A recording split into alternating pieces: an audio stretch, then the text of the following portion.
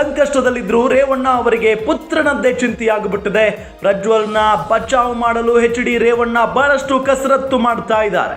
ತಡರಾತ್ರಿ ವಕೀಲರನ್ನ ಮನೆಗೆ ಕರೆಸಿಕೊಂಡಿದ್ದಾರೆ ರೇವಣ್ಣ ಅವರು.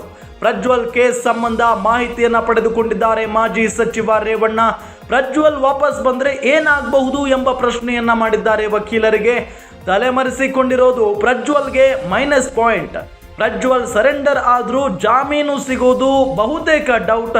ಅತ್ಯಾಚಾರ ಆರೋಪ ಮತ್ತೆ ಅಬ್ಸ್ಕಾಂಡಿಂಗ್ ಆಗಿರೋ ಪ್ರಜ್ವಲ್ ಅತ್ಯಾಚಾರ ಆರೋಪವನ್ನು ಎದುರಿಸ್ತಾ ಇದ್ದಾರೆ. ಇದರ ನಡುವೆ ತಲೆಮರೆಸಿಕೊಂಡಿರೋದು ಕೂಡ ಅವರಿಗೆ ಕಂಟಕ ಆಗಬಹುದು. ರೇವಣ್ಣಗೆ ವಿವರವಾಗಿ ಹೇಳಿದ್ದಾರೆ ಹಿರಿಯ ವಕೀಲರು.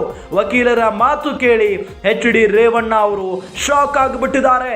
ಏನಪ್ಪಾ ಮಾಡೋದು ಮುಂದೆ, ಹೇಗೆ ತಮ್ಮ ಪುತ್ರನನ್ನ ಬಚಾವ್ ಮಾಡಿಕೊಳ್ಳೋದು, ಪ್ರಜ್ವಲ್ ರೇವಣ್ಣ ಅವರನ್ನ ಹೇಗೆ ಉಳಿಸ್ಕೊಳ್ಳೋದು ಅನ್ನೋ ನಿಟ್ಟಿನಲ್ಲಿ ಬಹಳಷ್ಟು ಯೋಚನೆಯನ್ನ ಮಾಡ್ತಾ ಇದ್ದಾರೆ ರೇವಣ್ಣ ಅವರು.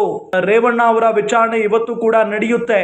ಹಾಗಾಗಿ ಅವರ ಬಗ್ಗೆ ಹೆಚ್ಚಿನ ಚಿಂತೆಯನ್ನ ಮಾಡೋದಕ್ಕಿಂತ ತಮ್ಮ ಪುತ್ರನ ಬಗ್ಗೆ ಹೆಚ್ಚಾಗಿ ಯೋಚನೆ ಮಾಡ್ತಾ ಇದ್ದಾರೆ ಅನ್ನೋದು ಗೊತ್ತಾಗ್ತಾ ಇದೆ.